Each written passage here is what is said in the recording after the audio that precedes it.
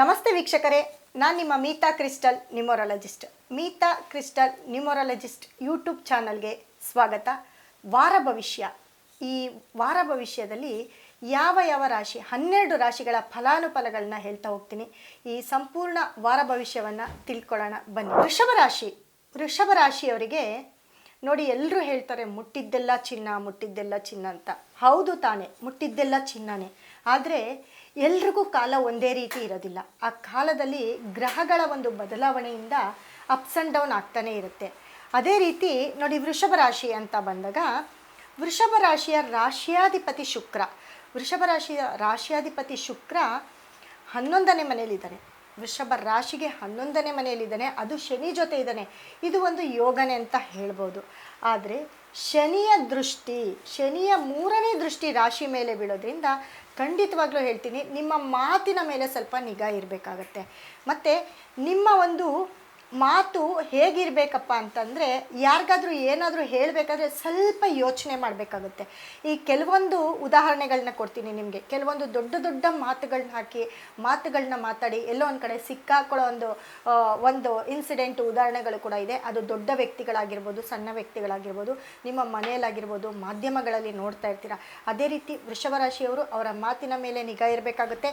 ಯಾವುದೋ ಒಂದು ಸಣ್ಣ ಮಾತಿನ ತಪ್ಪಿನ ಅರಿವಾಗೋದು ನಿಮಗೆ, ಅದು ನಿಮ್ಮ ಕೈ ಕೂಡದೇ ಇರೋವಾಗ, ನಿಮ್ಮ ಕೆಲಸ ನಿಮ್ಮ ಕೈ ಸೇರದೇ ಇರೋವಾಗ ಅದು ಒಂದನ್ನು ನೀವು ಕರೆಕ್ಟ್ ಮಾಡ್ಕೊಳ್ಬೇಕಾಗತ್ತೆ. ಮತ್ತು ವೃಷಭ ರಾಶಿಯವರು ಈ ವಾರದಲ್ಲಿ ಎಲ್ಲೋ ಒಂದು ಕಡೆ ಸಾಲಕ್ಕಾಗಲಿ ಲೋನ್ಗಾಗಲಿ ಹೋಗುವಂಥ ಚಾನ್ಸಸ್ಸು ಅತಿ ಹೆಚ್ಚಿರುತ್ತೆ. ಏನಕ್ಕಪ್ಪ ಅಂದರೆ, ನಿಮಗೆ ಆ ಶನಿ ದೃಷ್ಟಿ ನಿಮ್ಮ ಮನೆಯಲ್ಲೇ 3ನೇ ದೃಷ್ಟಿ ಮತ್ತು ಸಪ್ತಮ ದೃಷ್ಟಿ 7ನೇ ದೃಷ್ಟಿ ಕನ್ಯಾ ರಾಶಿ ಮೇಲೆ ಬೀಳೋದ್ರಿಂದ, ಕನ್ಯಾ ರಾಶಿ ನಿಮಗೆ 5ನೇ ಮನೆ ಆಗಿರೋದ್ರಿಂದ ಎಲ್ಲೋ ಒಂದು ಕಡೆ ಈ ಸಾಲ ಅನ್ನೋದು, ಲೋನ್ ಅನ್ನೋದು, ಬ್ಯಾಂಕಲ್ಲಿ ಅಥವಾ ಲೋನು ಸಾಲ ಕಟ್ಟದಿರ ಅದರಿಂದ ನಿಮಗೆ ಸಫರ್ ಆಗುವಂಥದ್ದು, ಇದೆಲ್ಲವೂ ಕೂಡ ಈ ವಾರದಲ್ಲಿ ನಿಮಗೆ ಆಗ್ತಾ ಹೋಗುತ್ತೆ. ಅದನ್ನು ಸ್ವಲ್ಪ ಕೇರ್ಫುಲ್ಲಾಗಿ ಬಗೆಹರಿಸ್ಕೊಳ್ಬೇಕಾಗತ್ತೆ ನೀವು. ಅದಕ್ಕೆ ಪರಿಹಾರ ಕೂಡ ಹೇಳ್ತಾ ಹೋಗ್ತೀರಿ. ಆ ಪರಿಹಾರವನ್ನು ಕೂಡ ಮಾಡ್ಕೊಳ್ಬೇಕಾಗತ್ತೆ. ಇದರಿಂದ ಮನಸ್ಥಿತಿ ಕೆಟ್ಟರು ಕೇಳ್ಬೋದು. ಮತ್ತು 2ನೇ ಮನೆಯಲ್ಲಿ ಗುರು ಇರೋದ್ರಿಂದ ದುಡ್ಡು ಅಂತ ಹೇಳ್ತಾ ಬಂದಿದ್ದೀವಿ. ಆದರೆ ಅದು ಎಲ್ಲೋ ಒಂದು ಕಡೆ ಈ ವಾರದಲ್ಲಿ ನಿಮಗೆ ದುಡ್ಡು ಕಾಸಲು ಕೂಡ ತುಂಬ ಕಷ್ಟಪಡಬೇಕಾಗತ್ತೆ. ವೃಷಭ ರಾಶಿಯವರು ದುಡ್ಡು ಸ್ಟಕ್ ಆಗೋದು ಅಥವಾ ಯಾವುದೋ ಬರೋ ದುಡ್ಡು ಬರ್ದಿರ ಇರೋ ಅಂಥದ್ದು. ಯಾಕಂದರೆ ಒಂದು ಗ್ರಹನೇ ನಾವು ನೋಡೋದಿಲ್ಲ, ಎಲ್ಲ ಗ್ರಹಗಳನ್ನು ಕೂಡ ನಾವು ಅಬ್ಸರ್ವ್ ಮಾಡಬೇಕಾಗತ್ತೆ. ಜೊತೆಗೆ ನೋಡಿ, ಶನಿಯ ಒಂದು 10ನೇ ದೃಷ್ಟಿ ಧನುರಾಶಿ ಮೇಲೆ ಬಿದ್ದಾಗ, ಧನಸ್ಸು ರಾಶಿ ಮೇಲೆ 10ನೇ ದೃಷ್ಟಿ ಬಿದ್ದಾಗ ನಿಮಗೆ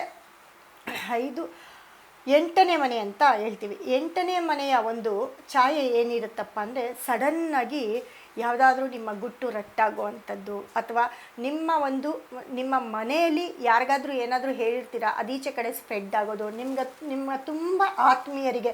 ಯಾಕಂದರೆ ನಿಮಗೆ 3ನೇ ಮನೆ ಚಂದ್ರ ಕೂಡ ನಿಮಗೆ ಅಲ್ಲಿ ಎಲ್ಲೋ ಒಂದು ಕಡೆ ನಿಮ್ಮ ಒಂದು ಪಾಸಿಟಿವ್ನ ನೆಗೆಟಿವ್ ಮಾಡಿಬಿಡ್ತಾನೆ. ಹಾಗಾಗಿ ಅದನ್ನು ಸ್ವಲ್ಪ ಕೇರ್ಫುಲ್ಲಾಗಿ ನೋಡ್ಕೊಳ್ಬೇಕಾಗತ್ತೆ. ದೊಡ್ಡ ಒಂದು ಹಗರಣಗಳಲ್ಲಿ ಸಿಕ್ಕಾಕೊಳ್ಳೋ ಅಂಥದ್ದಾಗಿರ್ಬೋದು. ಇದು ದೊಡ್ಡ ವ್ಯಕ್ತಿಗಳಾದರೆ ದೊಡ್ಡ ಹಗರಣದಲ್ಲಿ ಸಿಕ್ಕಾಕೊಳ್ಳೋದು. ರಾಜಕೀಯ ವ್ಯಕ್ತಿಗಳಾಗಿದ್ದರೆ ಅವರ ಒಂದು ಗುಟ್ಟು ರಟ್ಟಾಗುವಂಥ ಸಮಯ ಜಾಸ್ತಿ ಇರಲ್ಲ. ಅದೆಲ್ಲ ಕೂಡ ಈ ವಾರದಲ್ಲಿ ತುಂಬ ಅನುಭವಿಸ್ಬೇಕಾಗುತ್ತೆ. ಮತ್ತು ಈ ಬ್ಲ್ಯಾಕ್ ಮೇಲ್ ಆಗುವಂಥದ್ದು, ಅಥವಾ ಯಾವುದಾದ್ರೂ ಒಂದು ಪೆನ್ ಡ್ರೈವು, ರೆಕಾರ್ಡಿಂಗು, CD ಬಿಡುಗಡೆನೋ, ಈ ರೀತಿ ಒಂದು ತೊಂದರೆಗಳಲ್ಲಿ, ಇದು ದೊಡ್ಡವ್ರಿಗಾಗಿರ್ಬೋದು ಸಣ್ಣವ್ರಿಗಾಗಿರ್ಬೋದು, ಈ ರೀತಿ ಒಂದು ತೊಂದರೆಗಳಲ್ಲಿ ಸಿಲ್ಕಾಡ್ತಾ ಇರ್ತೀರ. ಹಾಗಾಗಿ ವೃಷಭ ರಾಶಿಯವರು ಈ ವಿಷಯದಲ್ಲೂ ಕೂಡ ತುಂಬ ಕೇರ್ಫುಲ್ ಆಗಿರಬೇಕಾಗುತ್ತೆ. ಅಂದರೆ ಈ 10ನೇ ಮನೆ ಅಂದರೆ ಕೆಲಸ ಕಾರ್ಯದಲ್ಲಿ ತುಂಬ ಹುಷಾರಾಗಿರೋದು, ಅಥವಾ ನೀವೇನು ಕೊಡ್ತೀರಾ ಬಿಡ್ತೀರಾ ಅಲ್ಲೆಲ್ಲ ಕೂಡ ನಿಮ್ಮ ಮೇಲೆ ನಿಮಗೆ ನಿಗಾ ಇರಬೇಕಾಗುತ್ತೆ. ಹಾಗಾಗಿ ವೃಷಭ ರಾಶಿಯವರ ಒಂದು ಈ ವಾರ ಸ್ವಲ್ಪ ಡೇಂಜರಸ್ ಝೋನಲ್ಲಿ ಇರ್ತೀರಾ. ಹಾಗಾಗಿ ತುಂಬ ಕೇರ್ಫುಲ್ಲಾಗಿರಿ ವೃಷಭ ರಾಶಿಯವರು.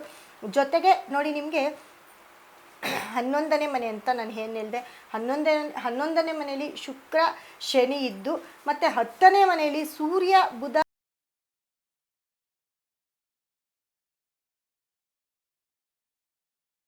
ಮೇಷರಾಶಿಯ ಅಧಿಪತಿ ಕೂಡ 11ನೇ ಮನೆಯಲ್ಲಿರೋದ್ರಿಂದ ನೀವು ಟೋಟಲಾಗಿ ಈ ಒಂದು ವಾರದಲ್ಲಿ ಯಾರನ್ನಾದ್ರೂ ನಂಬಿ ದುಡ್ಡು ಕೊಡೋದಾಗಿರ್ಬೋದು, ಅಥವಾ ಯಾರನ್ನಾದ್ರೂ ನಂಬಿ ಏನಾದರೂ ಕೆಲಸ ಒಪ್ಸೋದಾಗಿರ್ಬೋದು, ಈ ರೀತಿ ಏನಾದರೂ ಮಾಡಿಕೊಂಡ್ರೆ ಖಂಡಿತವಾಗ್ಲೂ ನೀವು ಎಲ್ಲದರಲ್ಲೂ ಸ್ವಲ್ಪ ಕಷ್ಟಪಡಬೇಕಾಗತ್ತೆ. ಮತ್ತು ಮಕ್ಕಳು ವಿಚಾರ ಅಂತ ಬಂದಾಗ ವೃಷಭ ರಾಶಿಯವ್ರಿಗೆ ಈ ವಾರದಲ್ಲಿ ಮಕ್ಕಳಿಂದ ಏನಾದರೂ ಒಂದು ಸಣ್ಣ ಪುಟ್ಟ ತಪ್ಪುಗಳಾಗೋದು, ಸಣ್ಣ ಪುಟ್ಟ ತಪ್ಪು ನಿಮ್ಮ ಮನಸ್ಸಿಗೆ